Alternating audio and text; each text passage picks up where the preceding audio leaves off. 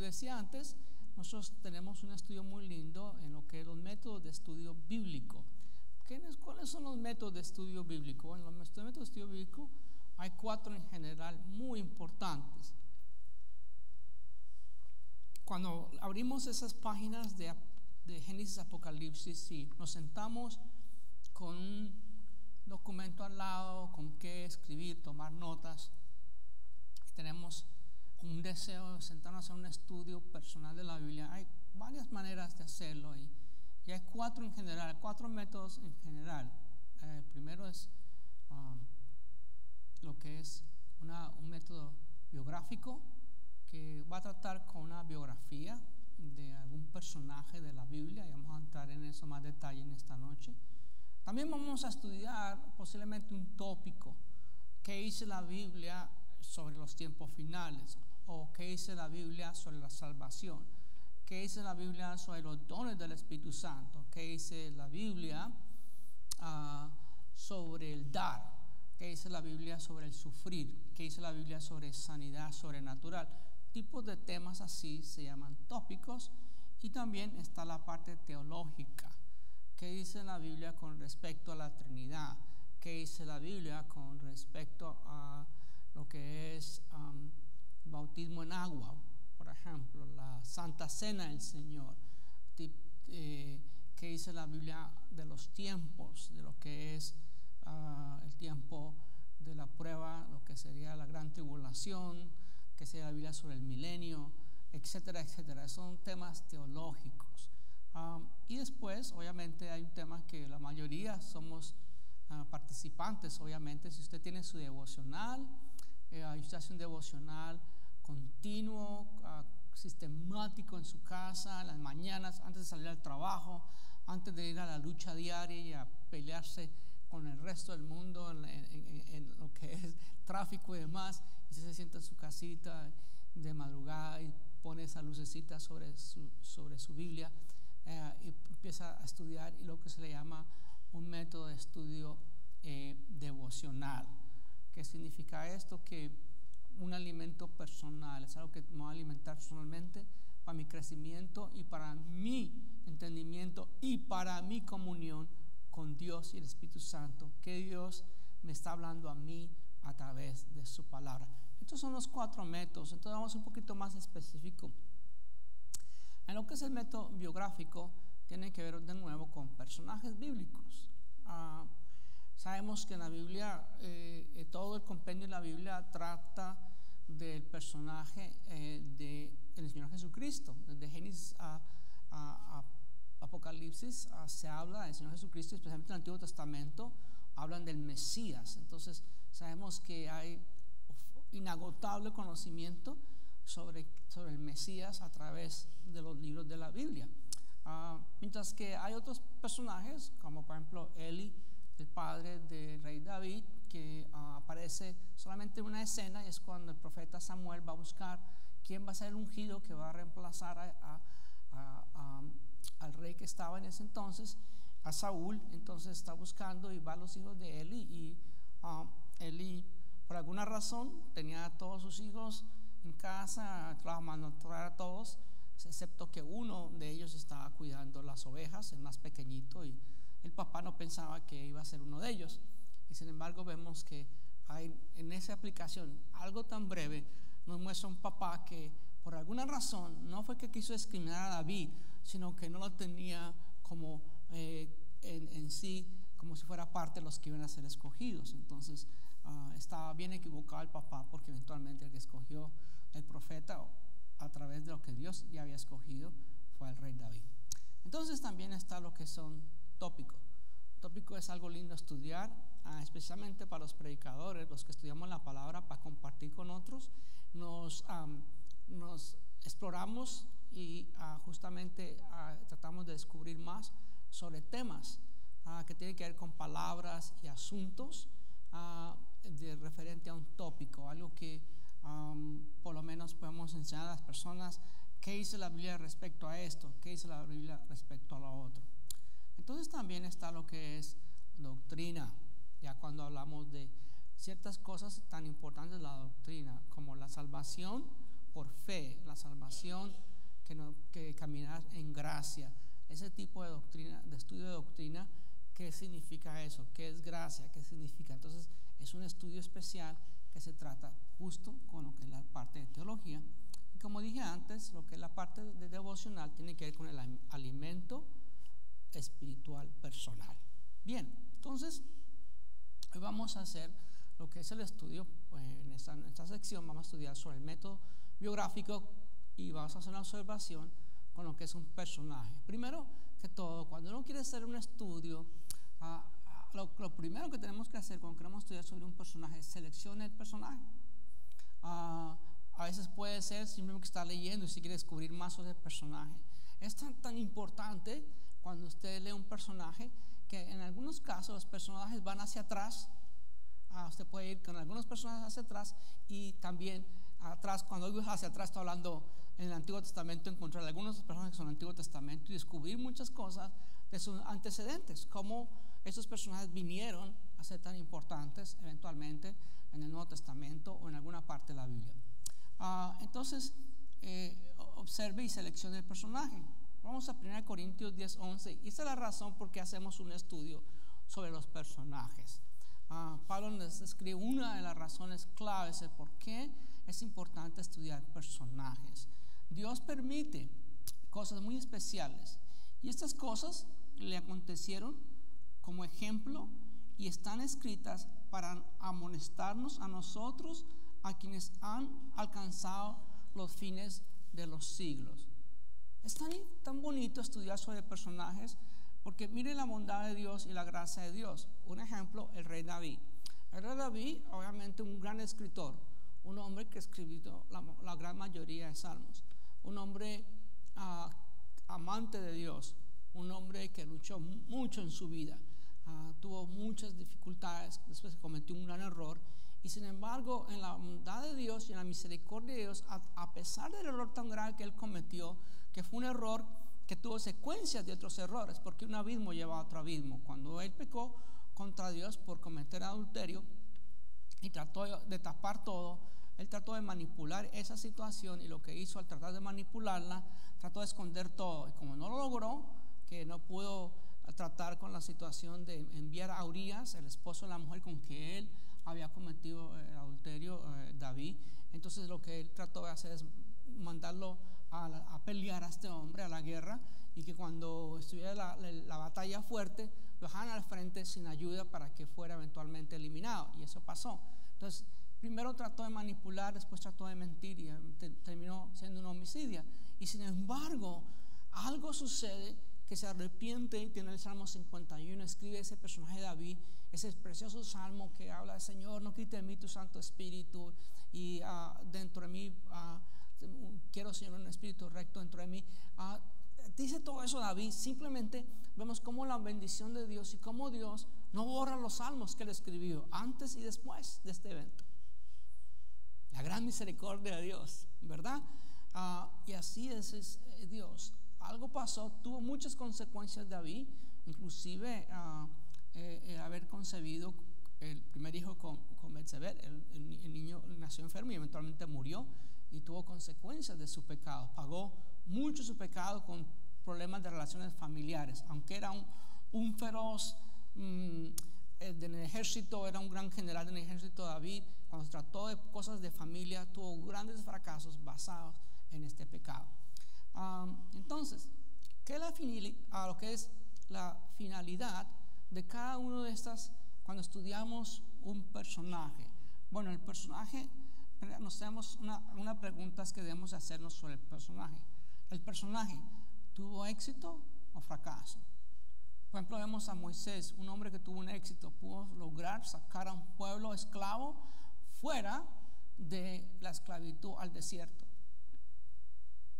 Sin embargo, vemos que la vida de Moisés fue una vida llena de dolores, fue una vida llena de circunstancias difíciles, de ser malentendido por su propia gente que él trató de liberar y ser apuntado de muchas maneras, y inclusive hubo rebeldía en el pueblo y todo contra Moisés, y Moisés eventualmente un día, sin querer, en vez de hablar a a la piedra para sacar el agua, la golpeó y tuvo consecuencias a Moisés. Y vemos que su vida fue una vida muy triste, pero él tuvo éxito en hacer lo que Dios lo mandó a hacer en cuanto a sacar el pueblo de esclavitud. ¿Cuáles son las cualidades y defectos del personaje? Es algo lindo también para estudiar. Dios permite justamente a través de todos esos hombres, incluyendo a Abraham, que tenemos, para Abraham hay material y siempre descubrimos el nombre de Abraham está a través de la Biblia, pero una de las cosas tan impactantes sobre la vida de Abraham es cuáles son las cualidades y defectos de Abraham.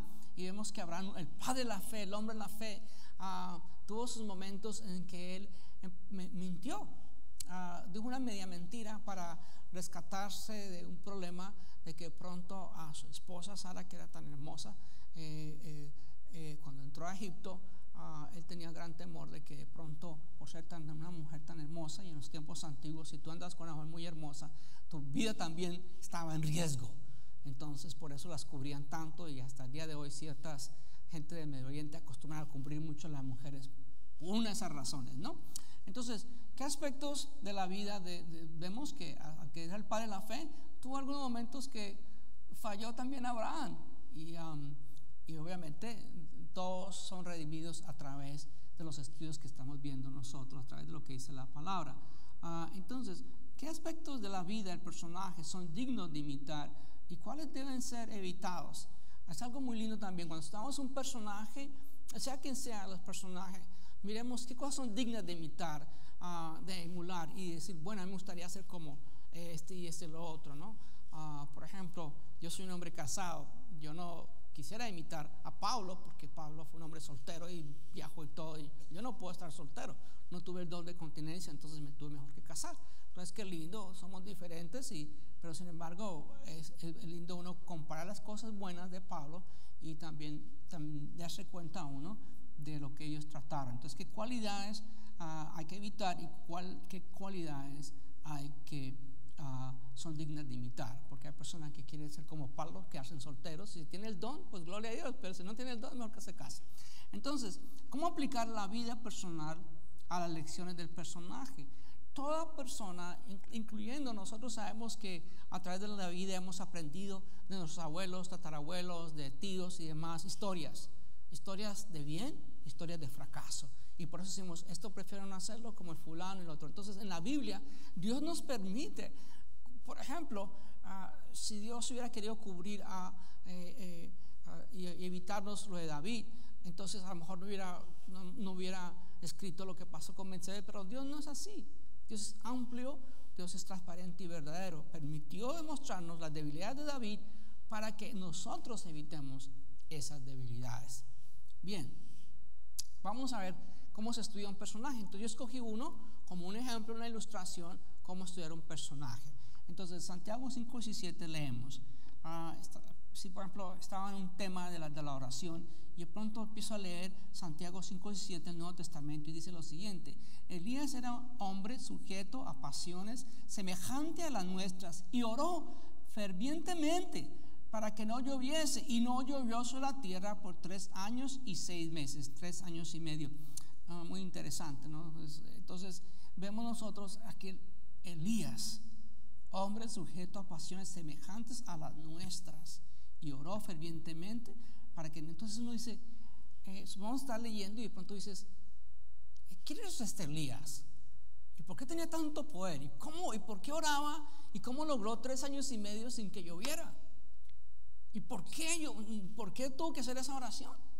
Entonces de inmediato tú te vas a la concordancia en ese mismo versículo de Santiago 5:17. Mira los numeritos pequeños y las letras, y usted va a encontrar un sinnúmero de concordancia que te habla de donde está escrito el nombre de Elías y que va conectado a este versículo sobre la oración y Elías. Entonces de inmediatamente te empieza a regresar en un orden bien bonito, porque empieza por ABC y te lleva a un orden de Génesis hasta Apocalipsis, los libros en orden. En este caso de Elías empieza primero en Primera de Reyes capítulo 17. Entonces vemos cuando llega Elías allí y lo vemos por primera vez aquí, está en un tiempo, Elías era contemporáneo en un tiempo con un rey de no muy buena clase llamado el rey Acab.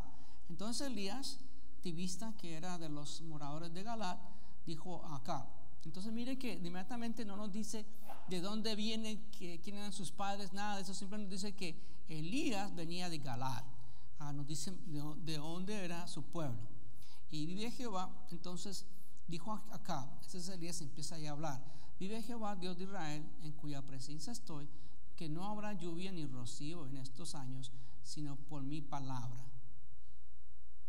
Y entonces vemos que lo primero que encontramos nosotros, que era un hombre de oración y que era un hombre de mucha fe, y que le habló al rey con autoridad y le hizo saber que por el pecado que estaba pasando el pueblo y la tierra, y que él era el culpable, el rey y su esposa Jezabel.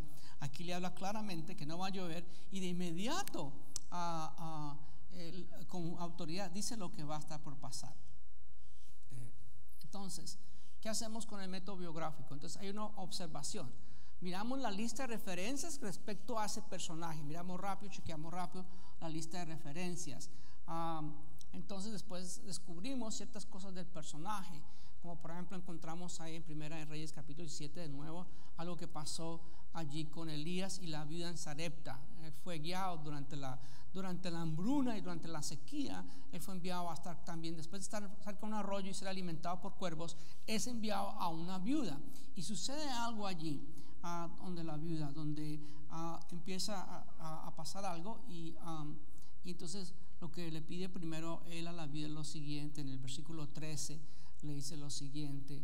Él dice: Elías le dijo: no tengas temor, ve, hazme como has dicho, pero hazme a mí primero, porque ellos estaban con mucha hambre, había escasez. Y llegando una viuda, y la viuda tenía muy poquito, tenía poquita harina y poquito aceite. Y él le dice: no tenga temor, veas, y tenía su hijito ella.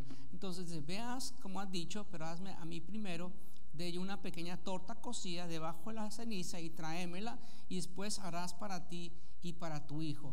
Mire como uno puede decir: bueno, este Elías como un poquito de confianzudo. Aquí hay una viuda con situaciones con su hijo, tiene muy poquita comida y pide que le hagan primero a él de comer.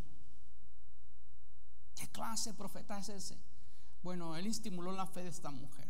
Esta mujer le creyó que era un profeta, le sirvió a él.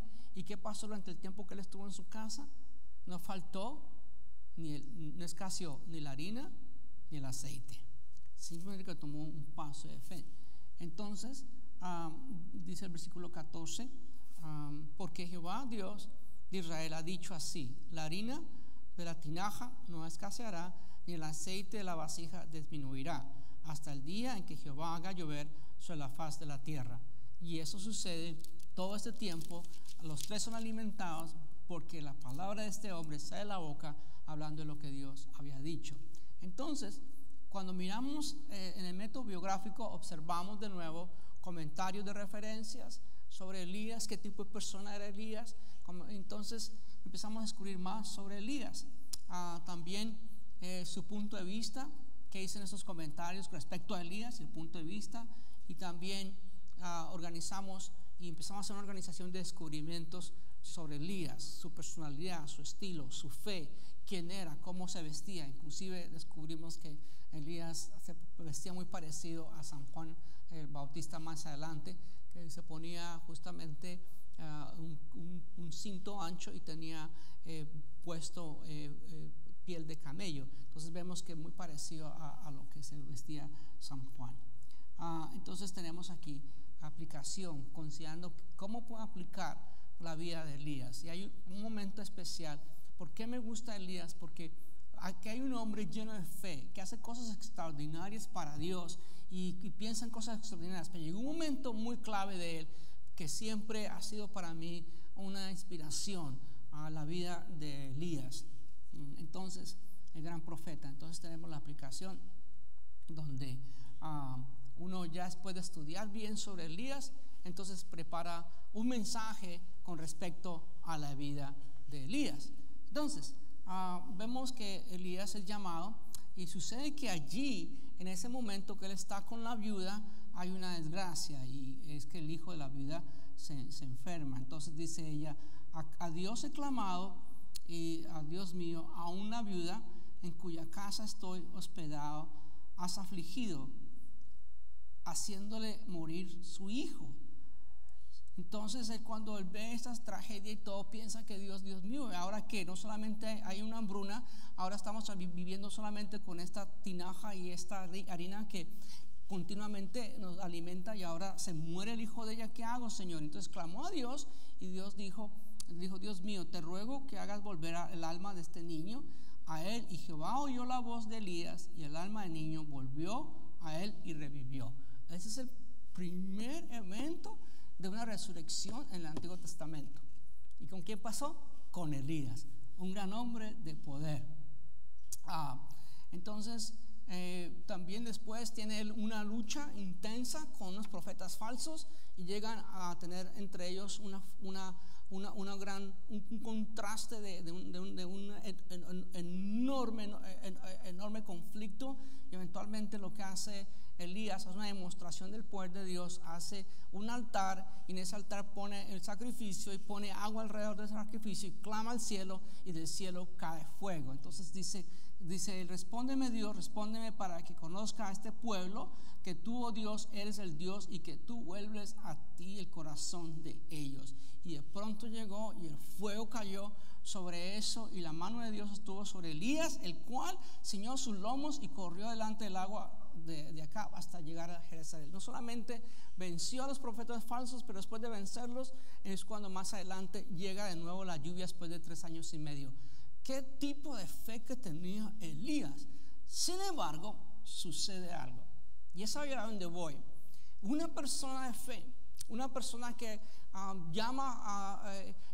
revive un niño, una persona que llama fuego y cae, ora para que deje llover y deja llover, y ora para que llueva y vuelve a llover, y te dirá uno: ¿cómo Dios lo escucha a este hombre, a Dios, Elías? Pero llega un momento en su vida tan crucial, siendo el hombre de Dios. Por eso escogí o lo que es la parte de un tema biográfico, escogí a Elías, que es uno de mis personajes favoritos del Antiguo Testamento. ¿Por qué? Porque Elías llega a un punto muy interesante aquí. Entonces sucede lo siguiente: Acab dijo a Jezabel, o sea, el rey le dice a su esposa, la reina, que obviamente era una mujer mala, que hacía brujería, hacía hechicería, y tenía sus profetas falsos. Y cuando fueron eliminados los profetas falsos por las acciones de Elías, entonces está en contra de él. Entonces dice: Acab dio a Jezabel la nueva de todo lo que Elías había hecho, y de cómo había matado a espada a todos los profetas. Entonces envió Jezabel a Elías un mensajero diciendo: así me hagan los dioses, y aún me añaden, si mañana a estas horas yo no he puesto tu persona como la de uno de ellos. O sea que lo iba a eliminar. Entonces, ¿qué sucede al profeta que traía el agua, revivió un niño, traía fuego, multiplicaba la harina y el aceite, y sobrevivió un tiempo de hambruna a través de cuervos que lo alimentaban diariamente, a través de un arroyo que pasaba y bebía de ahí? De pronto resulta todo esto, y le llega esa noticia, y este gran hombre de fe, no porque tenía temor de morir, no era eso, sino que él pensaba que era el último profeta, él pensó que era la última Coca-Cola en el desierto. Entonces tenía esa mentalidad en ese momento él, que estaba equivocado, porque Dios tenía 7,000 más profetas en la tierra de Israel en ese entonces. Entonces, ¿qué hace Elías? Empieza a consumirse en depresión. Piensa que es el último, y cae en una depresión muy fuerte. Después de estar en una adrenalina de fe impresionante, en un lugar muy alto, de pronto viene una amenaza, y al piso se va Elías, el gran profeta de fe. Al piso se va, se decae. Como a nivel personal yo soy melancólico, entiendo,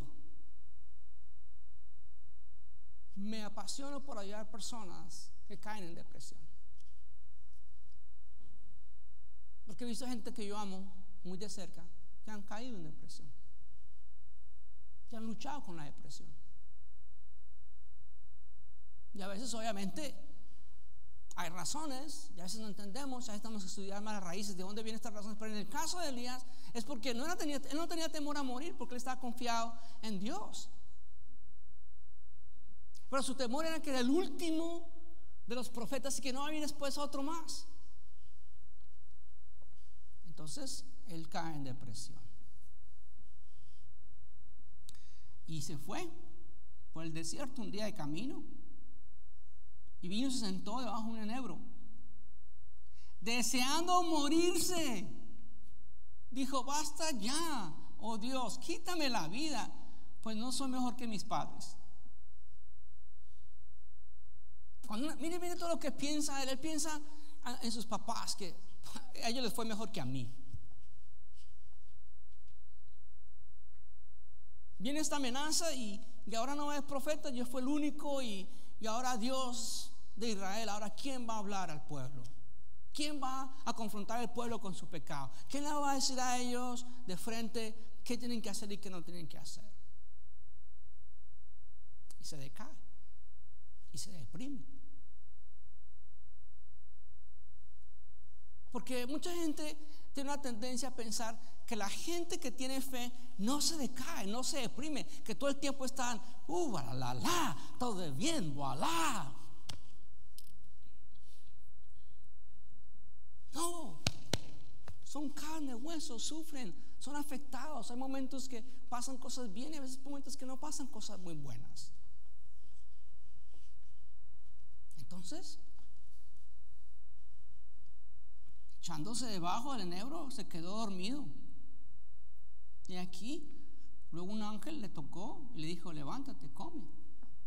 Entonces él miró, y aquí a su cabecera una torta cocida sobre las ascuas y una vasija de agua, y comió y bebió y volvió a dormirse. Cuando alguien tiene una depresión clínica o emocional, tiene una tendencia, no importa, comes y a dormir. Y a dormir y a comer. Es el escape. Yo le recomiendo siempre a las mamás: procuren cuando estén con problemas y con situaciones así que les abruma, no se pongan a dormirse, a acostarse delante de los niños, porque los niños van a pensar desde un principio que para resolver problemas de la vida hay que acostarse a dormir. A mí se me viene un ángel y me cocina una torta y me hace una arepa paisa,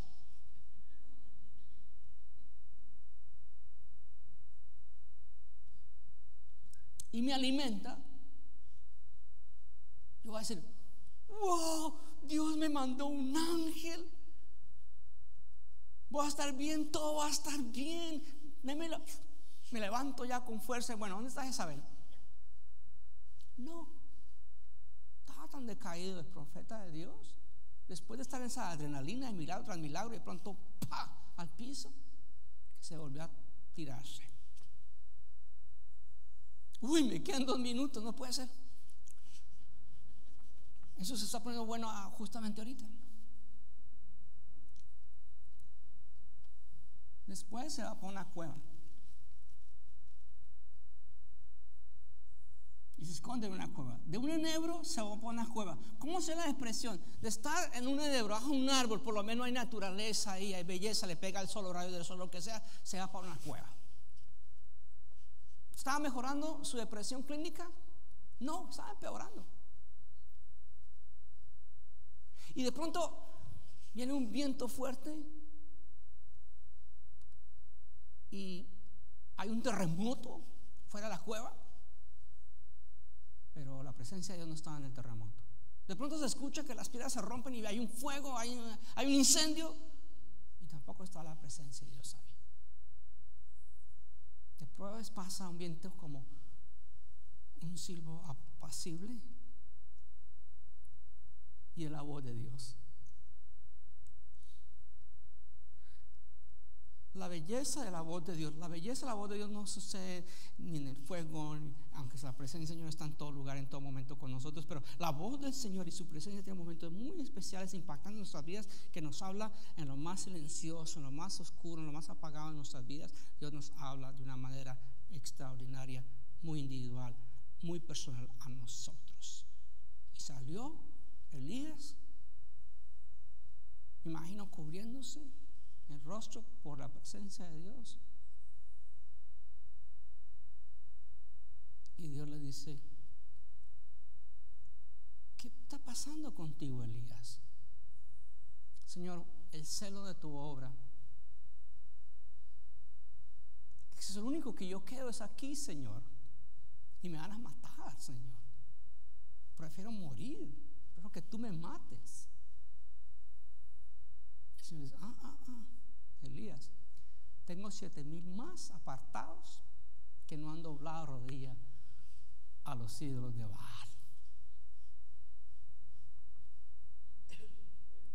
¿Y sabe qué, Elías?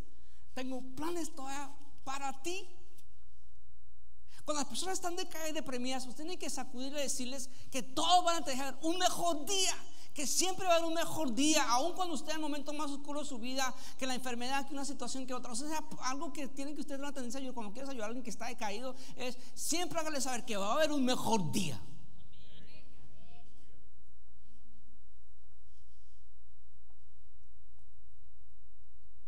Yo me acuerdo que cuando uno era niño y buscaba la manera de hacer la bromita, que no quiero ir al colegio hoy, que no me siento bien. Mi mamá era bien dulce, era bien noble, decía: ok, mi hijito, está bien.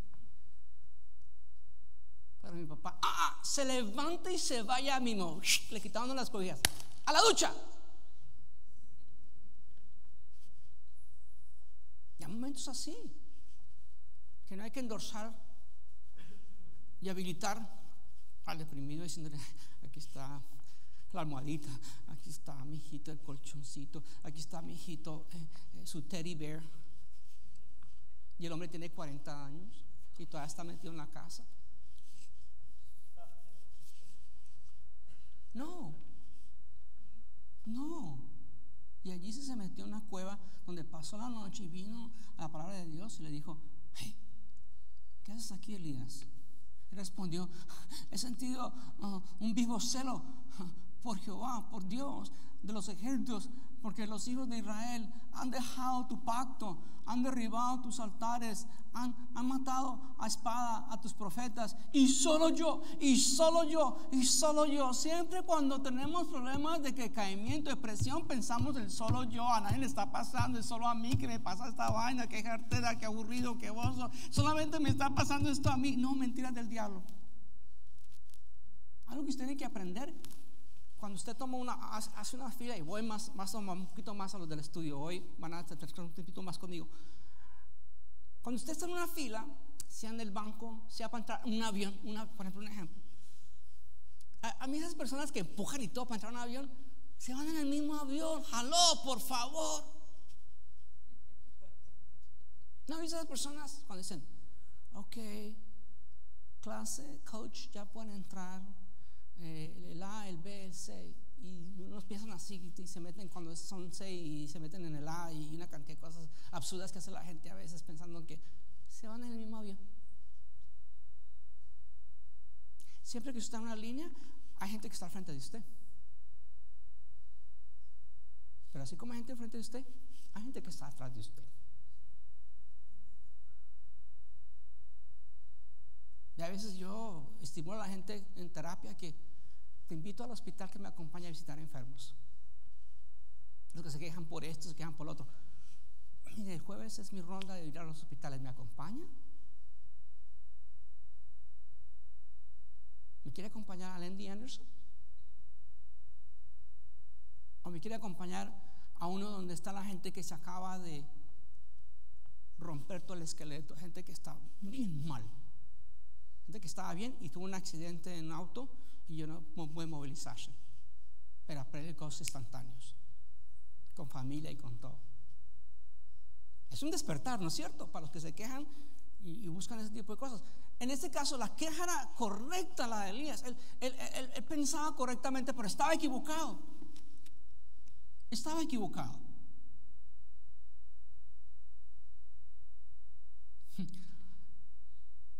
Y me buscan para matarme la vida. Dijo Jehová: ve y vuélvete por tu camino, por el desierto de Damasco, y llegarás y ungirás a Hazael por el rey de Siria, a Jehú, hijo de Nimsú, ungirás por rey sobre Israel, y a Eliseo, hijo de Safat, de Abel Meía, ungirás para que sea profeta en tu lugar.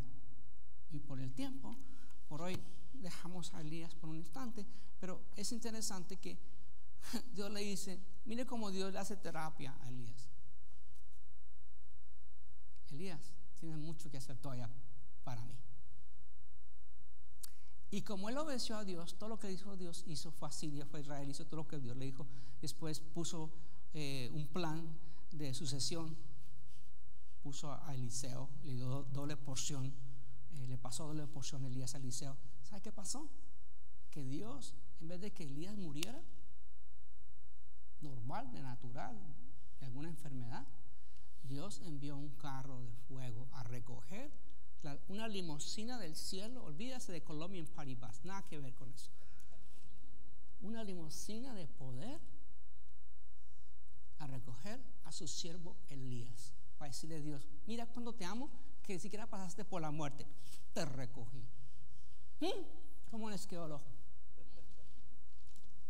Tenemos un Dios que nos ama y cuida de nosotros, y que nada pasa por coincidencia.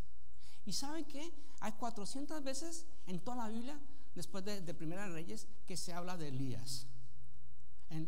Aún en Malaquías hay una profecía que dice que en los tiempos finales el corazón de los padres se volteará a los hijos, y de los hijos a los padres. Y cuando profetizan sobre San Juan Bautista, este es como Elías. Y cuando Jesús tiene una transfiguración, aparece Moisés y aparece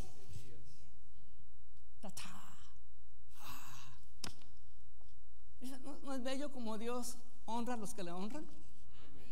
Si Elías se hubiera quedado en la cueva, hubiera muerto en la cueva, hubiéramos encontrado el esqueleto de Elías en la cueva. Pero ya lo vamos a encontrar en el cielo, hablándonos de cómo ese carro vino y lo recogió. Amén. Como el Señor va a recoger su iglesia.